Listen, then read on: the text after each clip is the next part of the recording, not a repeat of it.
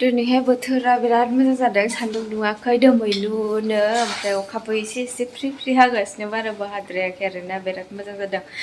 ओमफ्रायो दायो जोंहा संनाय खावनायनि सोलिगासिनो आरो टाइमा 11ता जाबाय मोनजोब्बायानो मोनसेल'सै बे मोनबाथाय माबा मेगि जानोसैलाय जोङो लोगोफोर मानोना ब्रेकफास्टआव जेबो जायाखैना So welcome and welcome back to my channel आंनि चेनेलाव नोंथांमोनखौ आरोबाव बोरैबा आसा खालामो नोंथांमोना बयबो मोजाङैनो दं आंबो मोजाङैनो दं ओमफ्राय दिनैनि भिडिअखौ नोंथांमोना नायलांदोलाय लोगोफोर आरो अननानै प्लिज सापर्ट खालामनानै हो आरो भिडिअखौबो शेयार खालामनानै हो आरो चेनेलाव गोदानै नायदोंब्ला अननानै प्लिज साबस्क्राइब खालामनानै गालां लोगोफोर ओमफ्राय दायो नायलांदो आरो आंनि भिडिअखौ दिनैथ' बोथोरा बिराद मोजां गुदुं गुदुं माबा सावनानै जानायनि बोथोर आरोना लोगोफोर स' थुदो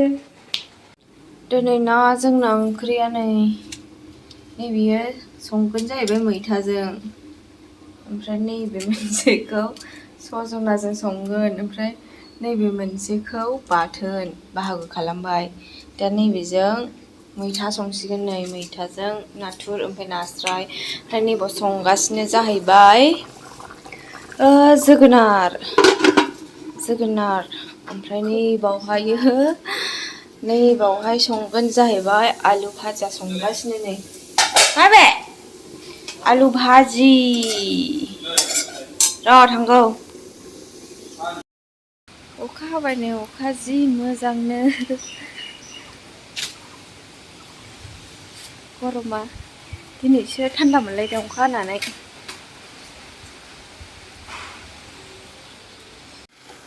मैथा लोगोफोर गोथाव थिगसे एरग्लिना लाग्रोनि मैथाखौ जानो लुबैखायो गोखै होनबाथाय जाया सानबाबो खुदैयानो गयो मिस्था ओमफ्राय नाथुर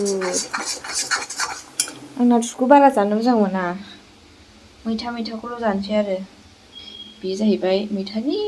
बे जाहैबाय दायो सजनाजों मोनायाव जागोननो ओमफ्राय नैबे बाथोननि 3 मिनिटाव बाहागो खालामना दोनखादों ओमफ्राय नै ओंखामबो जानबाय मोनजोबसैलाय जोंना मेगि एवजानोसैलाय जोंहा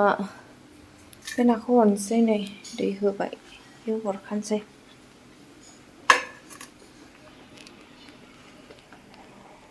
मारै बानायनांगौ जाखो आखाइ मोननै हाला हरनोसै लोगोफोर बेखौ दायो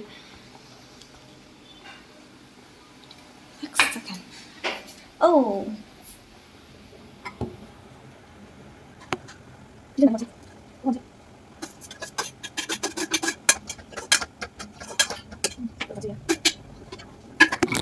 ज' लोगोफोर होबाय नै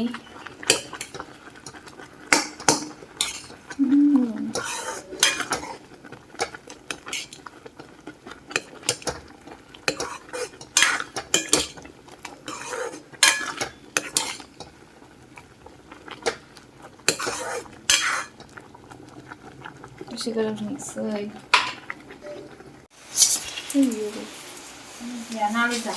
मैगि दैया एसे नांगौना ओंखामाबो गाबसै जोंना गासिबो मोनजोब्बाय ओमफ्राय उन्दुनानै थाहैबाय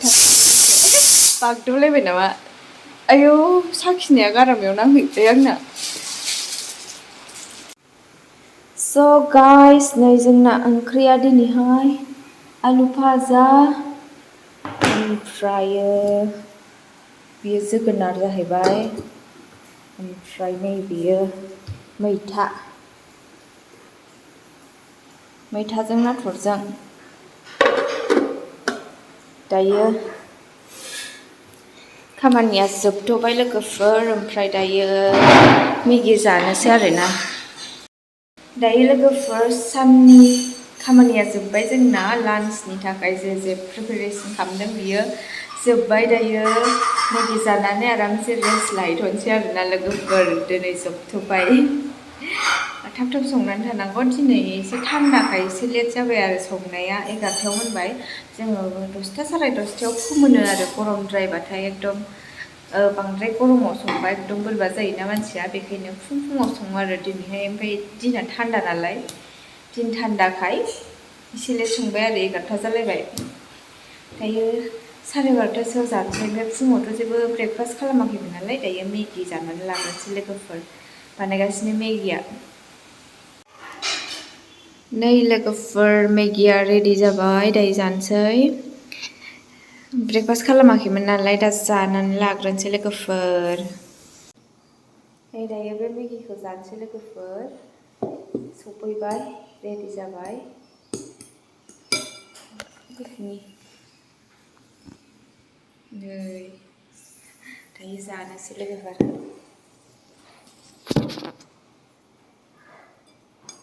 गुदुंथार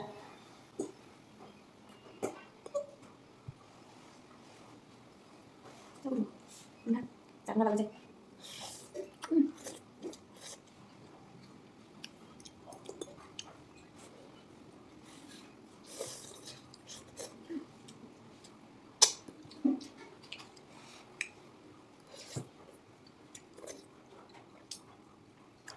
dari जाखांजोब्बाय नै लोगोफोर जाखांजोब्बाय लोगोफोर ओमफ्राय आङो लाइट अफ खालामसै नांला बेयाव पेनखौबो अफ खालामसै थांसै दायो बेखौ सुहैनोसै बिबारा नै दै लुवाबाथाय रानो नैखौ मा होनोथाय मिथिया आङो नैबेबो दं मोनसे बेयो बिराद कालारा मोनब्रै चेन्ज जायो बैयाव माखासे दंबावो नै बिबारफोर लोगोफोर गायबावनांगौ आरोबाव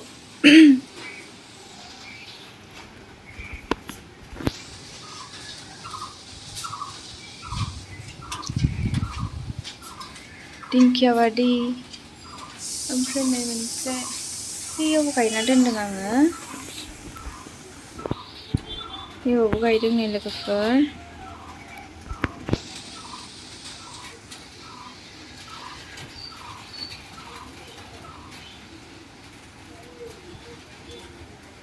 ओमफ्राय नैबेयाव नैखौ गायना दोनदों नै लावहांगासिनो माला लावो सानगासिनो आङो बेखौहाय दाबो लावा दासो एरहांदों नै एसे लावहांबाय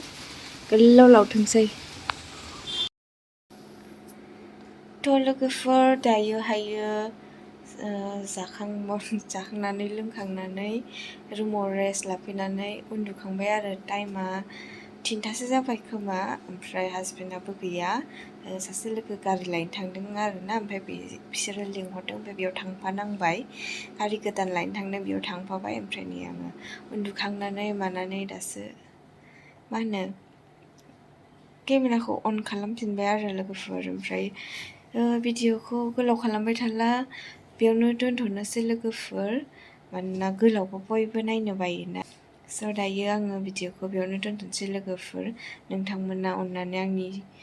चेनेलखौहाय साबस्क्राइब खालामनानै हो जेन' गोदान बेल आइकनखौबो अन खालामनानै दोन गोदान भिडिअआ नोंथांमोननियाव थांनायनि ओमफ्रायो दायो दोनथ'नोसै बिदिब्ला लोगोफोर स' थेंक इउ स' माच गाइस आंनि भिडिअखौ जोबजासिम नायनायनि थाखाय भिडिअखौ मोजां मोनदोंबा